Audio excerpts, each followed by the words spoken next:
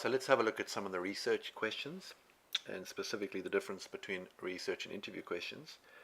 Now, if you recall in my previous whiteboard session, when we framed the exploration space, and when we also did sort of people and context mapping, those would have helped you figure out, well, okay, based upon that, what type of research do we want to do in those different interactions between people, if it's a third order problem, and sort of sitting within the context space of the framing of the exploration area.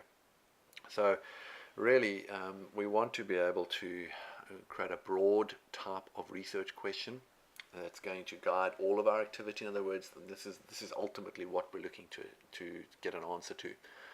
And you can see from the example here, what are the significant patterns of behavior and how people prepare for their work day and work night. Okay. And what are the significant patterns of behavior that families exhibit as they travel on the train? What are the significant patterns of behavior that might occur with people in their online purchasing behavior? How can we understand more about the decisions for people to travel on a train as opposed to traveling in a car? Why is it that people would prefer to travel a taxi for something that would be a very nice easy walk for you within the city?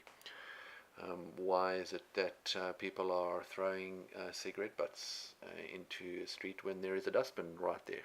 Okay, so you can see that these are type of the research questions that we'd actually want to extract. And then these are going to guide the types of interview questions that we do. And you can see the interview questions, they're quite different, right? So these are normally the prompts that we'd want to extract directly from our interviewees. In other words, those people that sat within the people and context mapping area. Okay, they must address your research questions. That's pointless, else then we lose traceability all the way through the cycle. So the research questions, specifically in the ask bit of research, is really what we're focusing on here. All right, so bearing in mind that there's an entire science of how you conduct an effective interview.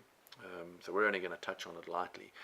There is the Hawthorne effect, which people answer differently depending upon who's sitting in front of them and how good they want to look in front of that person. So remember that interviewing isn't always going to give you what you're looking for. As a matter of fact, it's probably the most superficial out of the three research techniques is interviewing. That's my personal opinion. Whereas observation and also participating tend to be a little more richer